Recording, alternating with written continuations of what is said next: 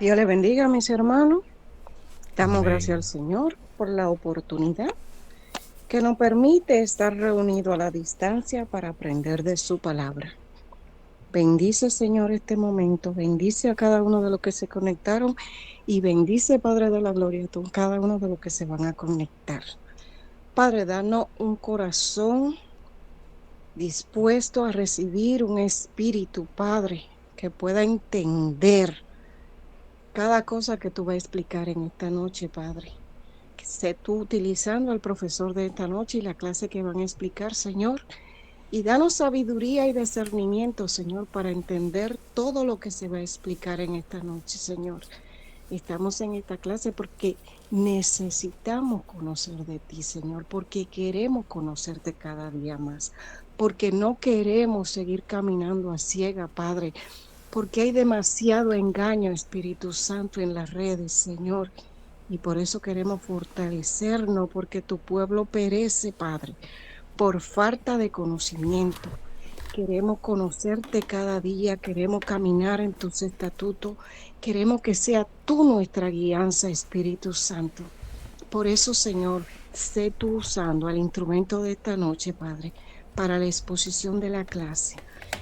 Y trabaja, Señor, en el corazón de cada uno de nosotros para asimilar tu palabra y poder ponerla por obra. Son favores que te pedimos, Señor, en el nombre poderoso de Jesús. Amén. Amén. Bendito sea Dios. Amén. Dios le bendiga nuevamente a todos. Gracias por estar aquí. Veo que hay algunas personas que tenían mucho que no entraban, pero ya están aquí. Estuvimos hablando en la clase pasada de las muertes. Muerte espiritual, muerte física, muerte primera y muerte segunda. Dijimos que la muerte espiritual, bendito sea Dios, es la muerte que nace en el Edén, en el jardín del Edén. Ahí nace la muerte espiritual. No existía antes, pero comienza cuando el Señor le dice a Adán y a Eva que no comieran de la fruta, que si comían de esa fruta pues morirían. Ahí es donde comienza la muerte espiritual. O sea que por la desobediencia fue que comenzó la muerte, la desobediencia a Dios. Fue que comenzó la muerte espiritual. Comieron del fruto y ya ustedes saben lo que pasó. Él se lo advirtió, pero ellos se dejaron engañar por Satanás. Bendito sea Dios. Eso, el mandato fue en Génesis 2:16, 17, cuando le dijo: y mandó Jehová Dios al hombre diciendo: de todo árbol del huerto podrás comer, mas del árbol de la ciencia del bien y del mal no comerá, porque el día que de él comieres, ciertamente morirá.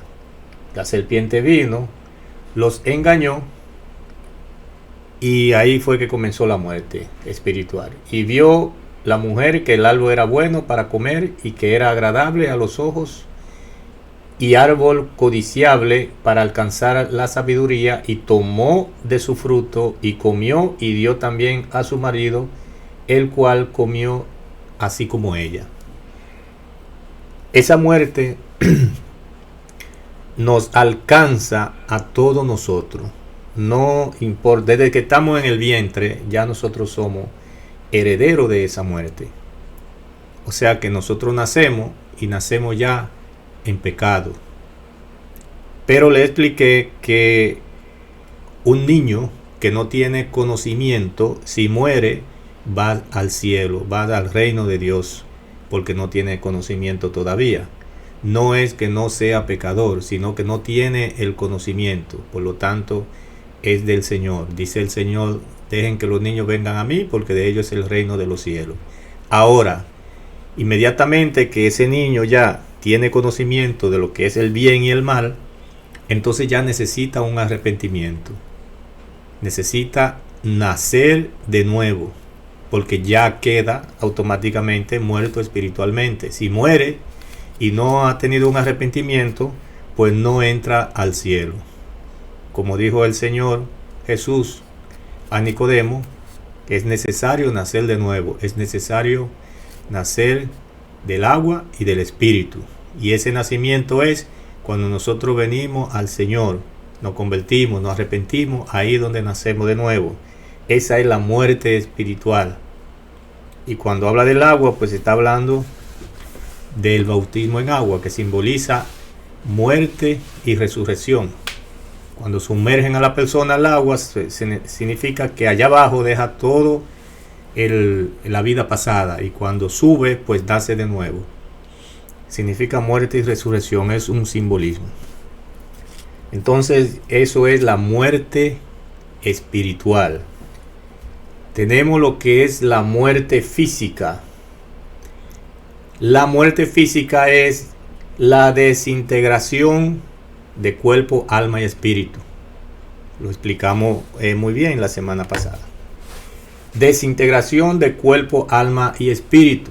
Y explicamos, el cuerpo es el carapacho, el cuerpo es lo que se ve, el cuerpo es como el cajón.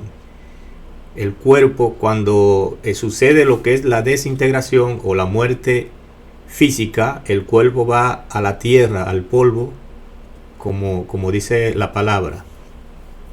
Del polvo salió y al polvo vuelve. El espíritu es lo que mueve el cuerpo. Es la fuerza, es lo que levantan los brazos, los pies. Ese es el espíritu. Es lo que tienen, por ejemplo, los animales. Los animales no tienen alma, porque si tuvieran alma, tuviéramos que predicarle para que se salvaran. Pero los animales no tienen alma, tienen espíritu. El alma es lo que se salva. El alma es lo que siente, lo que ve, lo que espera, lo que va al lugar de tormento o lo que va al cielo. El alma es lo que piensa. Es lo que se salva o lo que se pierde. Es con lo que hay que tener mucho cuidado. Cuando la persona muere, el espíritu va a Dios que lo dio. El polvo vuelve, el cuerpo vuelve a la tierra. Y el alma o va a un lugar de tormento o va al cielo. Si es cristiano, pues va al cielo. Si no es cristiano, no ha aceptado al Señor, entonces va a un lugar de tormento. Eso es la muerte física, desintegración de cuerpo, alma y espíritu. Ahora, para los que no son cristianos, la muerte física va acompañada de lo que es la muerte primera. Que esa muerte no nos toca a nosotros los cristianos, solamente a las personas que no son cristianos. ¿Qué es la muerte primera? Sencillamente, cuando una persona muere, que no es cristiano, pues pasa a un lugar de tormento. Esa es la muerte primera. Y es un lugar temporal. Ese lugar de tormento es temporal. El infierno, el Seol, como se le llame. Y esa es la muerte primera. Cuando una persona ya llega ahí, pues ya no tiene oportunidad de salvación. No es cierto que cuando una persona muere, que otro hombre reza para que esa persona salga de donde está y vaya al cielo. Eso no es cierto, eso no es verdad. Este es un lugar donde la persona va a salir, sí. Es un lugar trayectorio, pero no es, ya después que llega ahí, ya no es salvo. Sale de ahí y va a un lugar donde estará por siempre, pero no va al cielo. Si no se convierte antes, tiene que convertirse antes de la muerte física. La persona antes de convertirse está muerto espiritual. Bueno, tienen que pasar de muerte a vida, como dice la palabra. Pero tiene que ser antes de la muerte física. Después de la muerte física ya no hay oportunidad. Inmediatamente pasa lo que es la muerte primera. Si es cristiano, va directo al cielo. Entonces, también hablamos de lo que es la muerte segunda. La muerte segunda es cuando la persona en el juicio del gran trono blanco, después del milenio, que viene el juicio del gran trono blanco, entonces las personas que están en el Seol, o en el lugar de tormento, o en el infierno, entonces salen de ahí, reviven y van a lo que es el juicio del trono blanco, entonces pasan a lo que es la muerte segunda. Eso está en Apocalipsis 20:15. Y la muerte y el Hades fueron lanzados al lago de fuego. Esto es la muerte segunda. Recuerden que el Hades es el mismo lugar de tormento o el infierno. Y el que no se halló inscrito en el libro de la vida fue lanzado al lago de fuego. O sea que estas muertes solamente son para las personas que no son cristianos. Para las personas que no son cristianos, excepto la muerte física. Pero lo que es la muerte primera y la muerte segunda son para personas que no son cristianos. Pero nosotros cuando morimos pasamos una mejor vida. Recuerden que Pablo dijo que él se sentiría mejor si muriera porque sabe para dónde va, pero que se quedaba porque necesitaba predicar la palabra, que es lo mismo que nosotros debemos anhelar. Quedarnos, pero para predicar la palabra, para enseñar la palabra, para que se salven nuestros familiares, para que se salven nuestros vecinos, porque es duro cuando muere un familiar de nosotros, que nosotros pudimos haberle predicado la palabra y no lo hicimos. Entonces estas cosas así que ustedes están haciendo, que es muy bueno, está muy bien, es para que ustedes las repitan para adelante, le enseñen a las personas, que sepan que si mueren sin Cristo, ¿para dónde van? No podemos quedarnos con eso, tenemos que hablar de eso. Ese es el propósito de nosotros aprender. Aparte de que también nos da fuerza a nosotros, fuerza espiritual, porque ya cuando usted sabe que si muere, sabe para dónde va, pues usted lo que hace es que se aferra más de Dios y se llena más de su Espíritu Santo y coge más fuerza. ¿Por qué? Porque si usted muere en el Señor, sabe para dónde va. Pero si usted muere fuera del Señor, también usted sabe para dónde va. Y esto no es un asunto de que yo creía, es un asunto que estamos viendo los acontecimientos tal y como la Biblia lo menciona, que están sucediendo uno detrás de otro. Por lo tanto, no es bueno quedarse callado, es bueno también enseñarle a otros. Entonces, nosotros vamos a entrar a lo que son las resurrecciones, pero si hay alguna pregunta acerca de lo que ya hemos dado, pueden hacerla ahora. Cualquier pregunta antes de entrar a las resurrecciones. Bendito sea Dios. Estamos claros entonces en lo que es la muerte, en lo que son las resurrecciones, lo que son las muertes. Muerte física, muerte espiritual, muerte primera y muerte segunda. Ya estamos claros en cuanto a eso.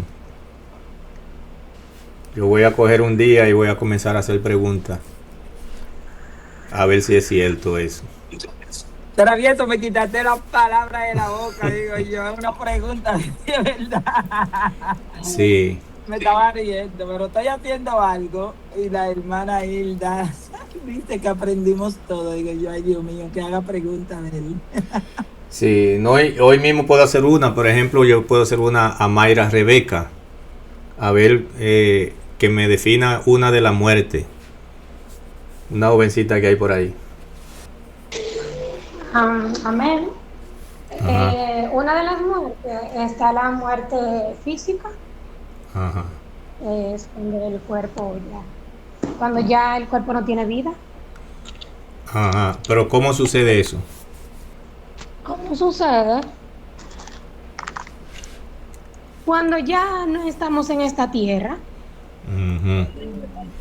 Vamos a ayudarnos. Él Sí. dijo que la muerte es la separación de alma, cuerpo y espíritu. Y cada uno tiene un lugar donde ir.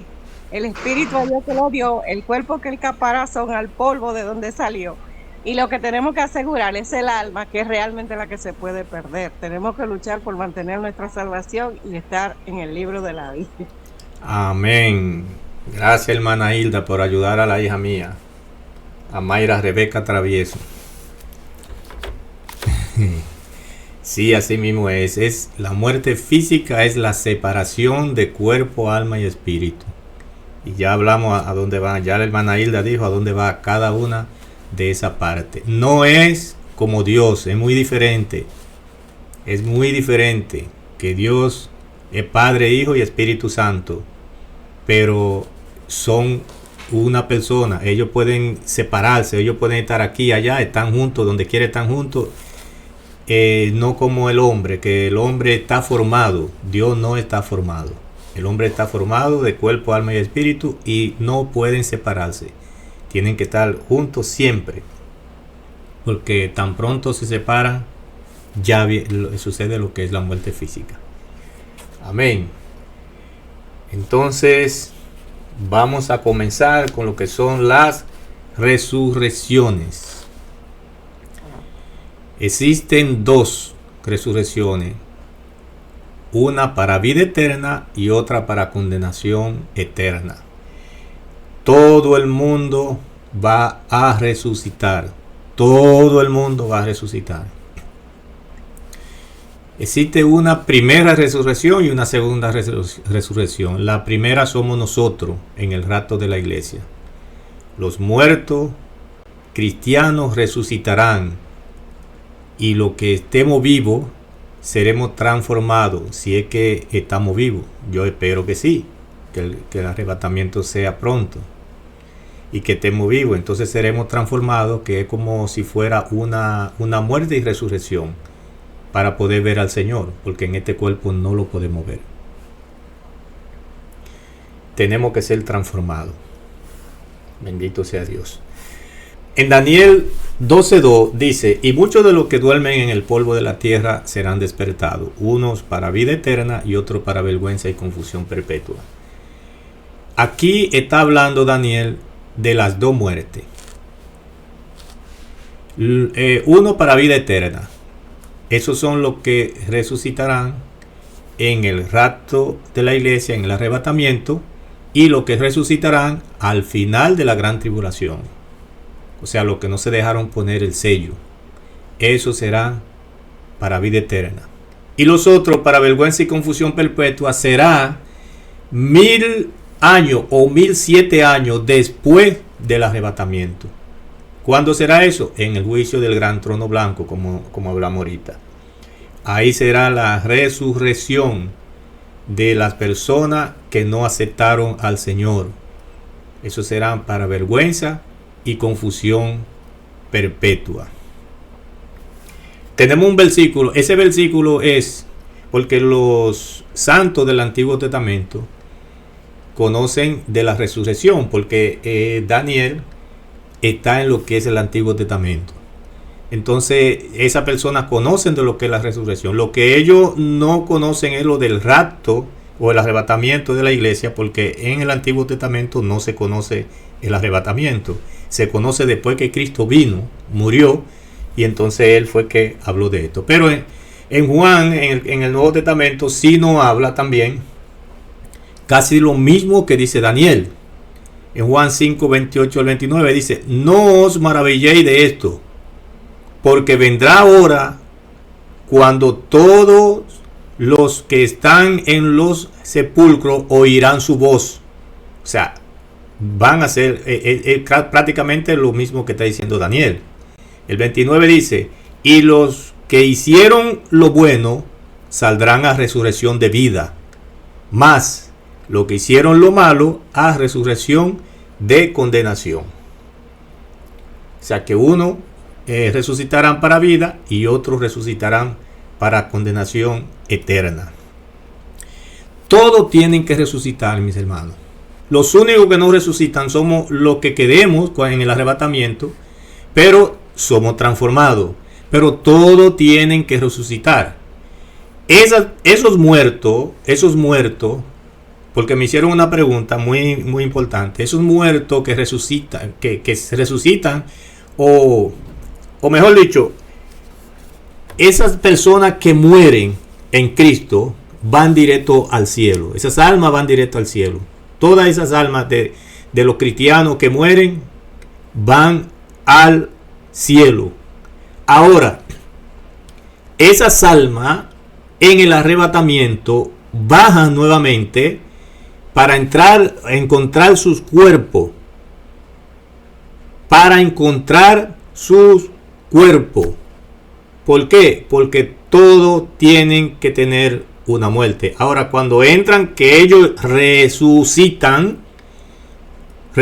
ya con un cuerpo diferente, un cuerpo transformado, porque ya ahí no hay, ya no está el cojo, ya no está el que tenía cáncer, ya no está el que era tuerto, o el que le faltaba un pie, un brazo. Resucitan en un cuerpo transformado. Por eso esas almas bajan y encuentran sus cuerpos, porque todos resucitan, todos mueren y todos resucitan. Amén. Es por eso que esas almas, pero recuerden que el Señor dijo que cuando nosotros morimos estamos con Él. Cuando nosotros, si Él en el arrebatamiento, nosotros nos unimos con Él y ya nosotros no nos despegamos más de Él. Y esas almas que van al cielo son almas, o sea, no van en el cuerpo, sino que van las almas. Esas almas son las que bajan, entran al cuerpo y entonces ya salen transformados cuando resucitan. Porque son almas lo que suben, no sube el cuerpo. El cuerpo se queda, lo entierran, a donde quiera que esté el cuerpo, ahí van y encuentran el cuerpo. Y entonces resucitan y resucitan transformados. Todo el mundo tiene que hacerlo. Y ya no nos despegamos nunca más de nuestro Señor Jesús. Nos vamos en el arrebatamiento, estamos en el cielo 7 años, en la boda del Cordero, en el tribunal de Cristo. Estamos, ¿cómo se llama esto? Cuando se casan dos personas, en luna de miel por 7 años. Entonces a los 7 años bajamos con el Señor, baja el Señor, nosotros venimos con Él y rescatamos el remanente de lo que queda de la gran tribulación. Y de ahí entonces la cena del Cordero, que es donde ya se reúne el pueblo de Israel en esa cena, ya donde el Señor lo perdona, igualito que como pasó con José, cuando sus hermanos fueron, que Él le hizo una gran cena y lo perdonó. Así mismo sucede, le hace una gran cena, esa se llama la cena del Cordero, que es aquí en la tierra después de la gran tribulación. Entonces de ahí en adelante, que Satanás será atado por 1000 años, entonces es que entra lo que es el milenio, donde nosotros todos vamos a ser reyes y sacerdotes. O sea, en otra palabra, vamos a hacer lo que vamos a gobernar el mundo, porque habrá mucha gente, y después de 1000 años la gente reproduciéndose, imagínense. O sea, va a haber mucha gente. Y nosotros vamos a estar gobernando el mundo. Entonces, en Primera de Tesalonicenses 4:16 dice: porque el Señor mismo, con voz de mando, con voz de arcángel y con trompeta de Dios, descenderá del cielo, y los muertos en Cristo resucitarán primero. Este evento es exclusivo para la iglesia. Mire cómo dice ahí: los muertos en Cristo. O sea, la resurrección de los muertos en Cristo es una promesa segura que consuela a los creyentes y fortalece la esperanza de que un día estaremos para siempre con el Señor, como dice su palabra. confirma el poder de Dios sobre la muerte y garantiza que todos los creyentes participarán de la vida eterna prometida por el Señor. En ese versículo también podemos ver que el Señor es quien toca la trompeta, no un ángel como la trompeta, como la trompeta del Apocalipsis, las 7 trompetas del Apocalipsis, que la tocan ángeles. Dice, porque el Señor mismo con voz de mando y con trompeta de arcángel, el Señor mismo, y con trompeta de Dios, descenderá del cielo. Bendito sea Dios. Esta trompeta, como le he dicho antes, no tiene que ver nada con la trompeta del Apocalipsis. La trompeta del Apocalipsis son tocadas por ángel y son trompeta de juicio. Esta trompeta no es de juicio, es de alegría, es de fiesta. Hablamos de casi de todas las trompetas que hay en Apocalipsis y definimos también las trompetas que se tocaban, para qué se tocaban cada una. Pero hay 2 trompetas que se tocan que no tienen que ver nada con esas 7 trompetas, que es esta trompeta, la del arrebatamiento, y la trompeta que se tocará al final de la gran tribulación, cuando el Señor venga con su iglesia ya casado. Entonces se tocará también una trompeta. Hay algo diferente también en la trompeta. En esas 2 trompetas hay algo diferente. La trompeta del arrebatamiento solo la escucha la iglesia, no la escucha más nadie. Nosotros somos los que escuchamos esa trompeta, la del arrebatamiento. Ahora, la trompeta que se toca al final de la gran tribulación, cuando el Señor viene, todo el mundo la va a escuchar. Todo el mundo la va a escuchar. También pasa lo mismo con cuando el Señor viene y se lleva a su iglesia. Nadie lo ve. Es solamente que se desaparece la persona, pero nadie lo ve. Ahora, al final de la gran tribulación, cuando el Señor viene ya a salvar a su pueblo, todo ojo le verá. Todo ojo le verá. O sea, esa es la diferencia que hay entre esas 2 trompetas y el Señor.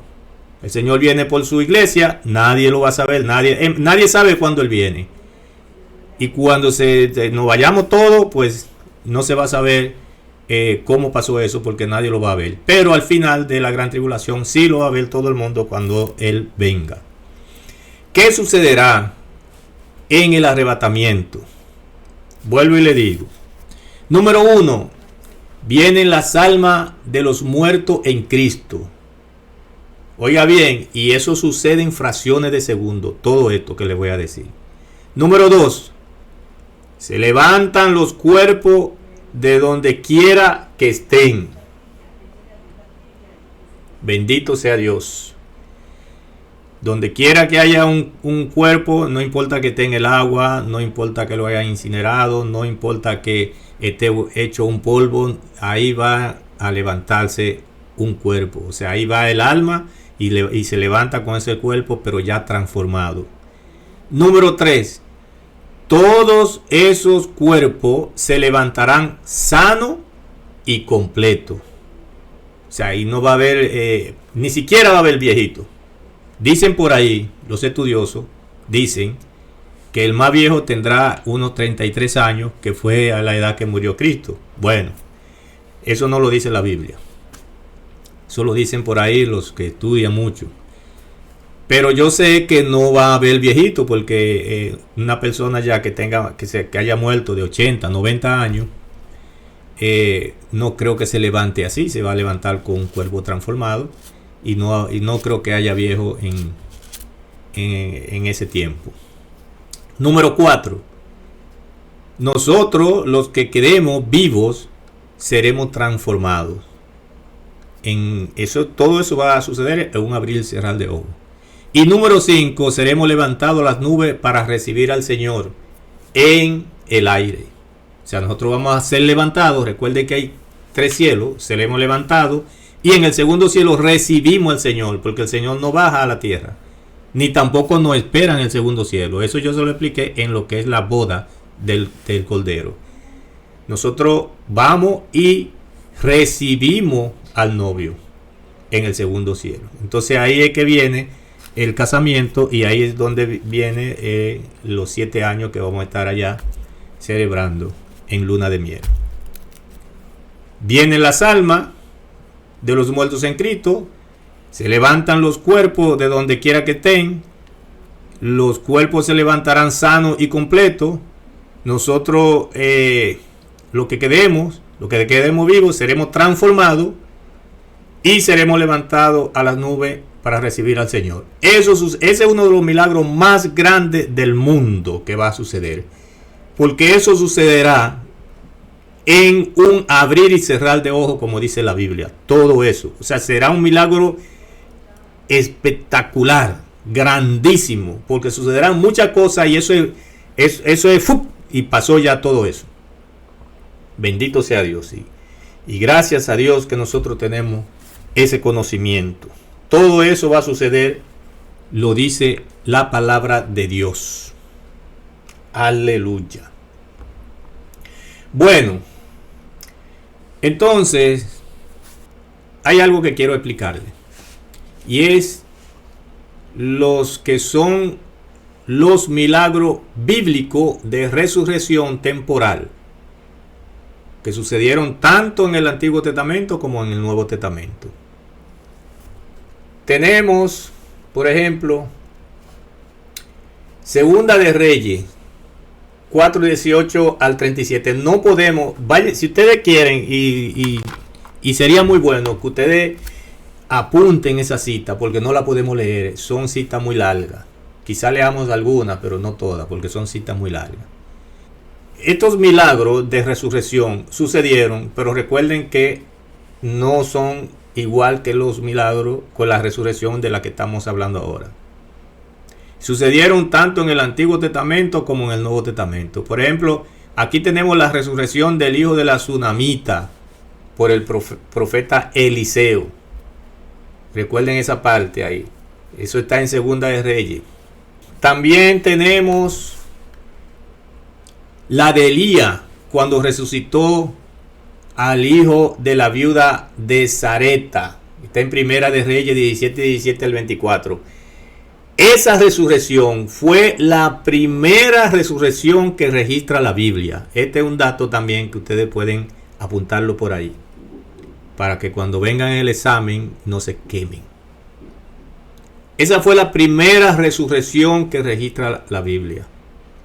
El hijo de la viuda de Sarepta, cuando Elías le salió huyendo a la bruja, acá, y esa bruja que lo quería matar, entonces el Señor lo mandó para ese lugar, cerquita de donde estaban ellos, pero ellos no se imaginaban que estaban ahí. Será como la entrada de Egipto, algo así. Y ahí murió el hijo de esa señora, y él lo resucitó. Entonces tenemos también la de Lázaro, que está en Juan capítulo 11, de eso está desde el 1 hasta el 44, muy bonito eso. Recuerden que pasó ahí algo, un suceso, y fue cuando Jesús lloró. Eso en el versículo 35 dice: Jesús lloró, lo quería, y mire que él sabía que iba a resucitarlo, él sabía que se iba a salvar, pero también recuerden que Jesús era 100% humano. Él era 100% Dios, pero también era 100% humano.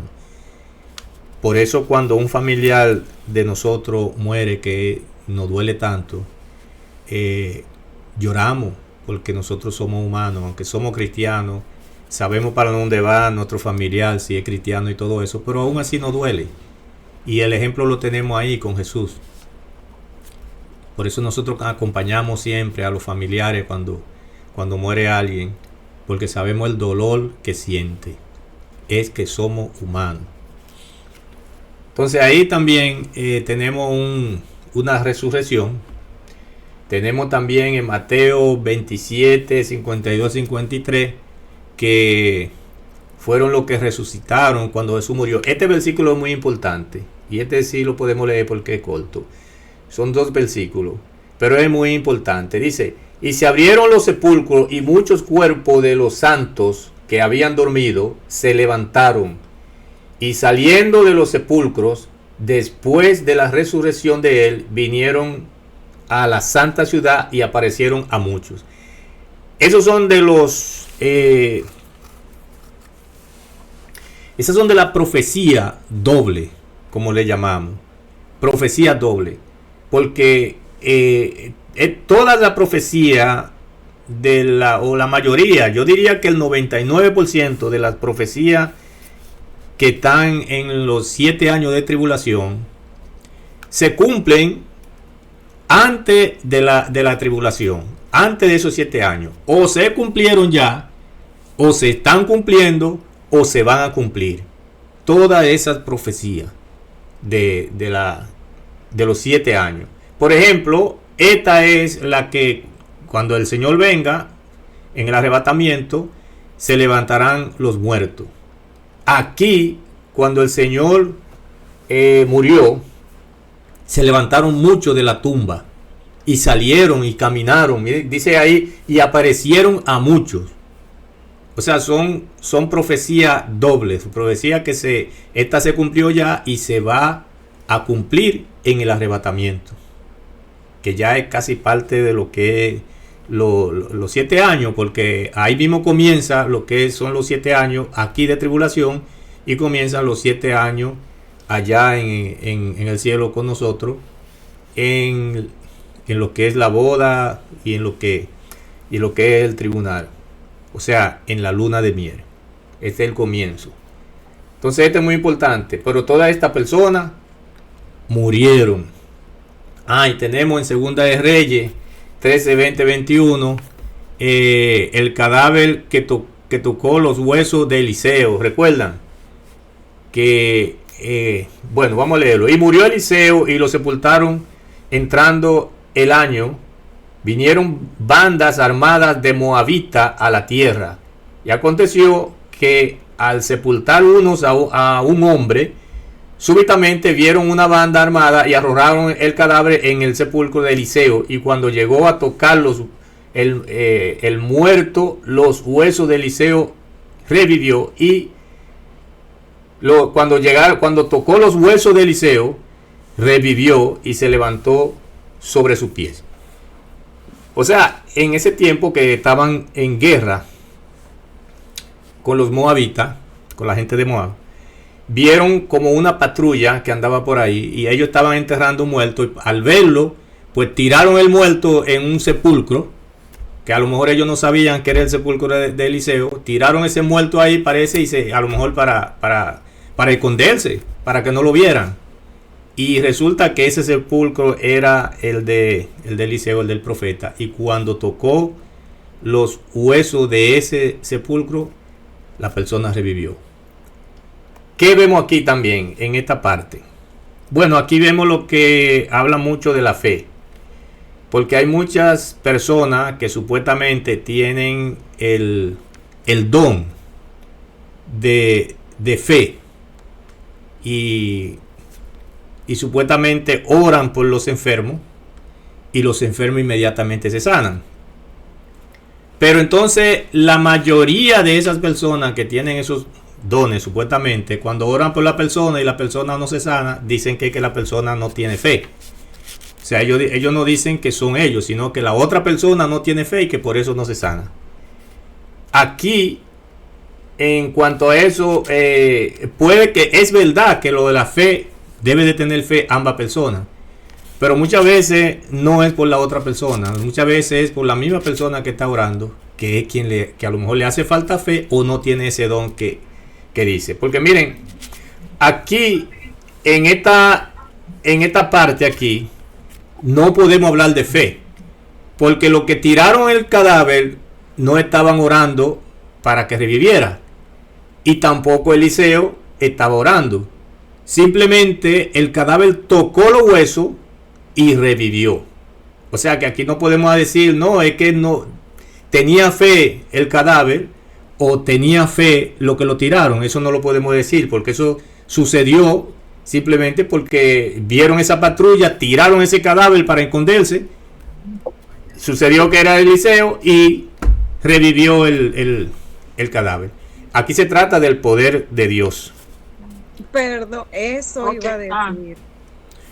Adelante, adelante, hermana Hilda. No, pero yo le di el chance a Salomé, yo puedo decirlo después.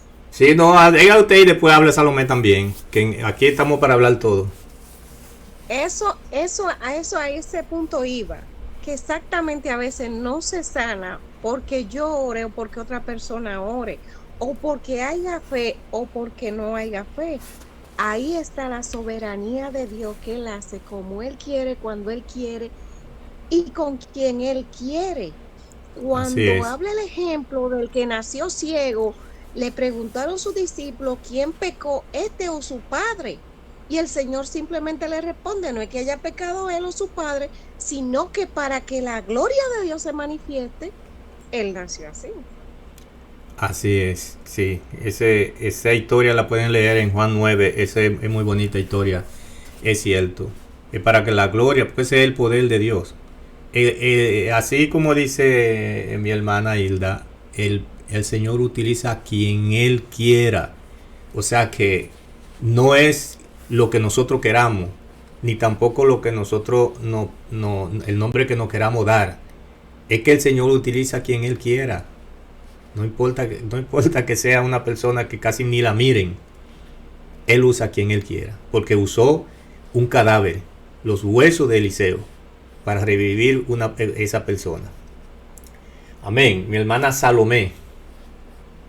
Yo iba a decir más o menos lo mismo en otra palabra, porque Dios usa a quien Él quiere, pero también hay algunas veces que cuando, por ejemplo, Dios lo escoge a usted para usarlo, pero primero tiene que ungirlo. Y Eliseo se murió ungido por Dios. O sea que cualquier cadáver que cayera en la tumba de él, la unción le iba a sanar. Digo, yo no sé, porque más o menos no tengo la palabra exactamente, como la hermana Hilda, pero según mi ¿cómo se llama? Mi opinión, mi comentario es que para mí es así, Dios hace con quien Él quiere, y para mí Eliseo, como Dios lo usó a él se murió ungido. Y también tenemos que entender que la fe viene por el oír y el ver los actos de Dios. Sí, así es.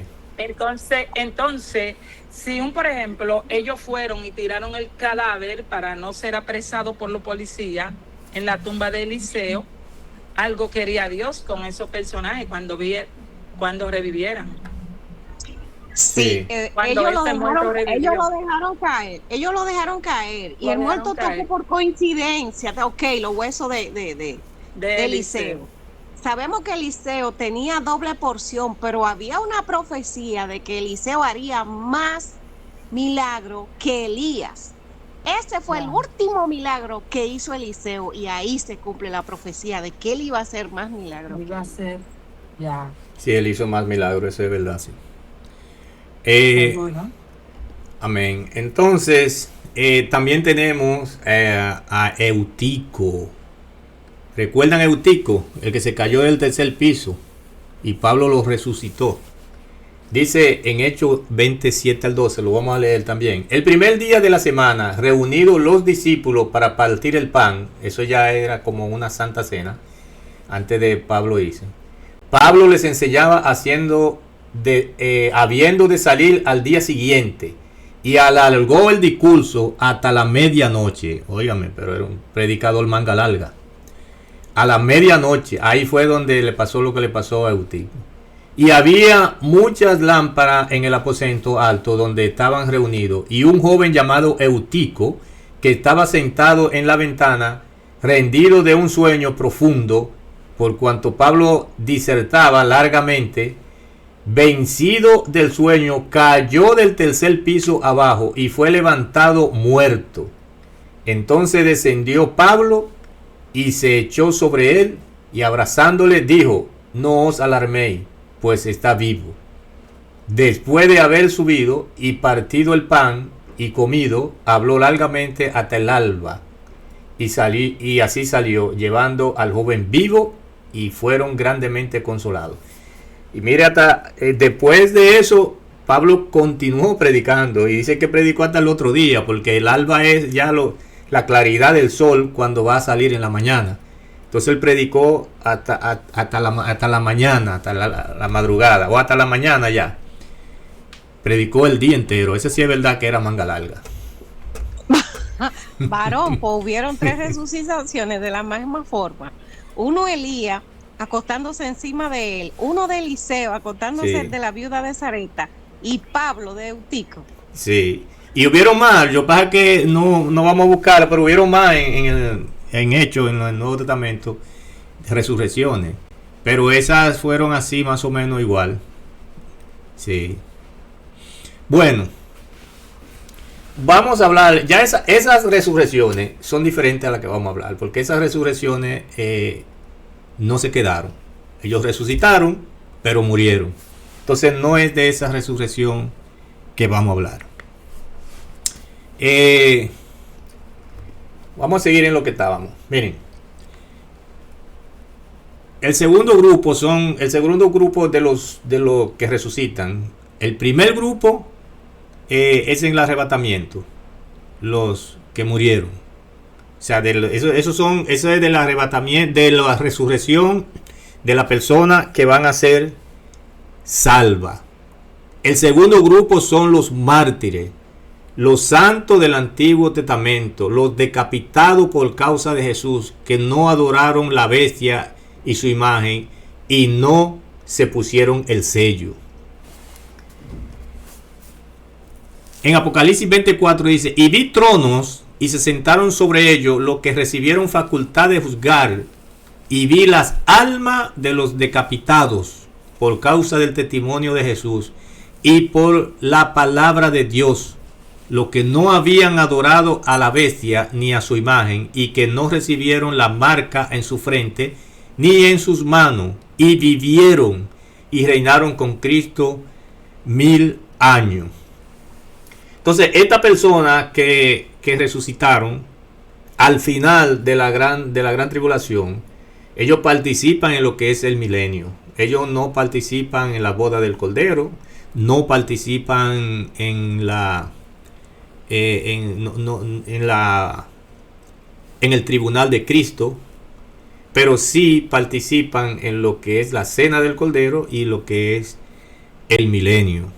¿Por qué? Porque estas personas no se convirtieron en su tiempo, o sea, ahora. Ellos se convirtieron, ya ellos llegaron a la gran tribulación y dieron su vida por el Señor. Que tuvieron esa esperanza, que yo no le aconsejo a nadie que espere llegar ahí para ser salvo. Yo a todo el mundo le aconsejo que sea ahora que haga, porque que es muy difícil llegar ahí, muy difícil. O muere aquí antes del arrebatamiento, o también puede morir en esos 7 años y perder su alma para siempre. Pero este grupo sí la encontró, porque ellos dieron la vida por el Señor, y por lo tanto ellos resucitan también al final de la tribulación, cuando el Señor viene con su iglesia para participar en lo que es el milenio, y son salvos también. Entonces, una pregunta. Sí. Perdón, una pregunta. Entonces, en esos 7 años, ¿van a haber gente que se van a poder arrepentir? Claro que sí. Esos 7 años, el evangelio no se va a dejar de predicar. En esos 7 años, los 144,000 que menciona la Biblia van a predicar el evangelio, y los 2 testigos van a predicar el evangelio durante ese tiempo, durante la gran tribulación. No, el evangelio no se deja de predicar. ¿Sí? Pero, ¿y qué asegura? ¿Qué le asegura a una persona que va a alcanzar esa salvación en esos 7 años? Bueno, yo no se lo aseguro a nadie. Yo por eso le digo, ahora es el tiempo, porque a nadie yo le aseguro que se va a salvar en ese tiempo. Nada es seguro, pero aunque se va a seguir predicando el evangelio, se va a predicar con muchas dificultades, porque aún a esos dos que van a ser enviados del Señor, lo van a matar. Para mucha gente de esa salvarse, de los que queden, es preferible que dejar que los maten sin negar a Jesús, que es una forma de ganar la salvación, porque si de alguna manera lo niegan, ahí mismo la pierden. No, Manaila, para muchos no, para todo el que se salve en ese tiempo tiene que dar su vida. No es alguno, no, todo el que sea salvo, para ser salvo en ese tiempo, tiene que dar su vida. Solamente un remanente del pueblo de Israel es que va a quedar, pero después todos esos gentiles y toda esa gente, ahora el Señor dio la vida por nosotros, pero en ese tiempo la persona va a tener que dar la vida, y de mala manera, para poder ser salvo.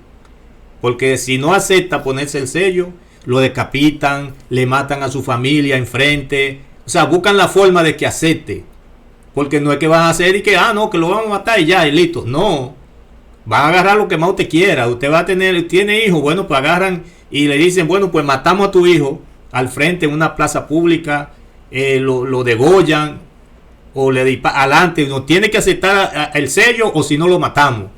Y viceversa también, tanto a madre como a hijos, a padres como a hijos.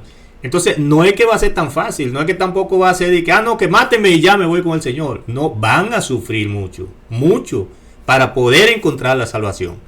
Va a ser muy difícil. Además de que, como dijo mi hermana Salomé, eso no, a nadie yo le aconsejo que espere ese tiempo, porque una es que puede morir aquí ahora, y otra es que es muy difícil que aguante ese fuerte para poder ser salvo. Yo a nadie le aconsejo que se vaya en esa vuelta. Ahora es el tiempo, porque ahora, por eso es que ustedes están aprendiendo esto, es para que ustedes le enseñen a sus familiares. Además, cuando ustedes le enseñen a sus familiares, si ellos alcanzan a estar vivos en la gran tribulación, ellos se van a acordar, y es posible que sean esas las personas que den la vida por su salvación. Pero a nosotros no nos toca eso, a nosotros no podemos pensar en eso nunca. ¿Alguna pregunta? Porque miren, ya llegaron las 9 y quería una pregunta, José, yo tengo. ¿Cuáles serán esos 144,000?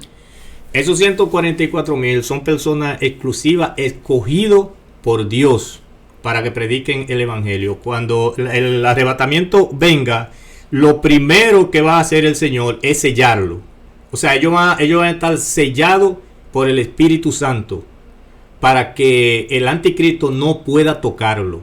A esos 144,000 y a los 2 testigos. Morirán, pero al final ya a su tiempo. Pero no podrán tocarlo. Yo leí en una ocasión que esos 144,000 salían de 12,000 escogidos de las 12 tribus, sí, de las 12 tribus de Judá. Porque es que el pueblo de Israel se va a reunir, toda la tribu de Israel se va a reunir. Incluso ya están reuniéndose porque ya están encontrando las personas que son de Israel, que no viven allá, que no nacieron allá, pero sí es del linaje de ellos. Y ellos investigan y encuentran, saben de qué tribu es. Y ya esa gente están volviendo a Israel. O sea que todas las tribus se van a reunir. Y el Señor sabe a quiénes va a coger, y va a coger 12,000 de cada tribu. Son 144,000 para predicar el evangelio durante la gran tribulación. Ese estudio nosotros no lo hemos dado, pero sí lo vamos a dar. Eso está en agenda para nosotros dar lo que son los 144,000 y los 2 testigos. Amén. Okay. Amén. También hemos hablado del Espíritu Santo. Dimos una explicación acerca del Espíritu Santo, que hay personas que dicen que se va el Espíritu Santo, que se queda. Entonces nosotros dimos y lo vamos a repetir si es necesario, un estudio acerca de lo que es el Espíritu Santo, si se va o si no se va. ¿Alguno de ustedes tiene esa respuesta de si el Espíritu Santo se va o si se queda? Bueno, los otros días usted dijo que el Espíritu Santo se quedaba, que no se iba con la iglesia. No, las dos cosas. El Espíritu Santo no vuelve a Dios que lo dio. No. Estamos hablando del Espíritu Se Santo. va y también se queda aquí, las dos cosas. Estamos- Se va y también se queda aquí. Estamos hablando del Espíritu Santo, no de, porque el espíritu de los cristianos, del hombre, o sea, el espíritu mío, el espíritu de ustedes, ese se va a Dios que lo dio, tan pronto nosotros morimos. Pero el Espíritu Santo es otro, o sea, es parte de lo que es Dios, Padre, Hijo y Espíritu Santo. El Espíritu Santo ha estado siempre en la tierra, desde el principio, desde Génesis, desde los primeros versículos de Génesis 1. Ha estado sobre la faz de la tierra todo el tiempo. Durante el tiempo de los santos, del pueblo de Israel, de aquellos tiempos, también el Espíritu Santo estaba. Que hablamos mucho de eso y buscamos todos esos versículos. Y después del Señor venir, cuando dijo, esperen el Espíritu Santo, es el Espíritu Santo que va a estar en nosotros, porque antes estaba con los santos, es como si yo dijera con nosotros, pero no estaba en nosotros. Entonces después de ese bautismo, entonces ya cuando una persona se convierte, el Espíritu Santo está en nosotros y es el que nos guía y nos redarguye y todo eso. El Espíritu Santo no se puede... Ajá. Y ahí es que aclara que ya no mora en paredes, sino que no mora en cosas hechas de hombres, sino que mora en nosotros. En nosotros, sí. El Espíritu Santo siempre ha estado en la tierra. No mora en ninguna de esas cosas que tienen alguna gente y que lo tienen como Dios. Mire, le voy a dar un pequeño avance. El Espíritu Santo no se va de la tierra nunca, porque si no es Dios, no es Espíritu Santo como lo es que tiene que estar en todo lugar. Ahora sí levanta a la iglesia y está con la iglesia, pero se queda aquí porque el Espíritu Santo es quien sella a los 144,000. El Espíritu Santo es que convence de pecado a la persona, y el Espíritu Santo es que le da el poder y la fuerza a los dos testigos que van a hacer el milagro. O sea que el Espíritu Santo se tiene que quedar aquí haciendo, siguiendo un trabajo. Ahora el trabajo que tenía que hacer con la iglesia, pues ya lo hizo. Entonces se va en el arrebatamiento esa parte. Pero sí se queda porque tiene que seguir ayudando a las personas que están aquí predicando el Evangelio y convenciendo de pecado a la persona también para que se arrepientan. O sea que no es como dicen algunos, ¿no? Que el Espíritu Santo se va y que se queda. No, el Espíritu Santo se va y también se queda. Las dos cosas. Sí, es omnipresente. Exactamente. Si no se quedara aquí, entonces no fuera omnipresente, porque es que tiene que estar, está en todo lugar. En todo lugar está el Espíritu Santo. Y sigue estando desde antes de la fundación del mundo. Bien, entonces ya no podemos seguir más porque ya son las 9:10. Si hay alguna otra pregunta, podemos hacerla. Creía que íbamos a terminar esta parte hoy, pero no pudimos terminarla porque quiero explicarle la evidencia que hay de que el rapto es exclusivo para la iglesia. Ahí en el rapto no se van los santos del Antiguo Testamento, solamente se van la iglesia, porque los que estaban en el antiguo pacto resucitan, pero no resucitan, no en el arrebatamiento, resucitan al final de la gran tribulación. Entonces hay una división entre el nuevo pacto y el antiguo pacto, y nosotros vamos a hablar de eso también. Vamos a ver hasta dónde llegó ese pacto y cuáles son los que se van en el arrebatamiento. Pero vamos a hablarlo ya con evidencia. Yo pensaba que íbamos a terminar hoy esta parte, pero no fue así. Entonces vamos a tener que terminar esta parte ya para la próxima clase y después continuaremos entonces con lo que son las trompetas, porque quiero que estudiemos la trompeta y la copa para entonces escoger otros temas, como son por ejemplo el milenio y como son los 144,000 y esos temas que es muy bueno que los desglosemos y los estudiemos. Pero ahora si hay alguna pregunta, creo que todavía tenemos un poquito de tiempo para contestar alguna pregunta. Le voy a pedir, por favor, a mi esposa, si ya me está escuchando, para que ella entonces ore para despedirnos, y si no hay ninguna otra pregunta o aclaración. Gracias, amado Rey, Padre eterno, Padre maravilloso, Señor Jesucristo, por darnos la oportunidad, Señor, de conocer cada día más de tu palabra, Padre Santo. Gracias te doy, Señor Jesucristo, por la oportunidad de vida, Señor, de nuestro Maestro, Padre Dios, de cada uno de los que estamos aquí presentes, Señor. Yo te pido que seas tú bendiciendo sobre abundante, Padre Dios, sus vidas, Señor. Tu palabra es bendición, Señor. Que sobre cada uno de nosotros, Señor, sea derramada tu bendición, Padre Santo. Que sobreabunde nuestras vidas, Señor. Que este conocimiento, Señor, se vaya ampliando, Señor.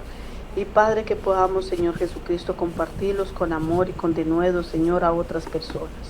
Padre, nos vamos de este lugar, pero nunca de tu presencia, Espíritu Santo de Dios. Te amamos y te bendecimos y te damos toda la gloria y toda la honra en el nombre poderoso de Jesús. Amén y amén.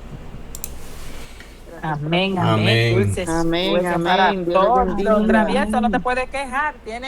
Tiene unos buenos estudiantes a tu alrededor, oye. Muy bueno. Sí, así Amén. mismo es. Dulce sueño para. Estamos aprendiendo Amén, todos. amén, igual. Amén. Amén, así es, así es. Sí. Feliz y bendecida noche para todos. Bueno, Vale. no se queden para el próximo y suscríbanse al canal.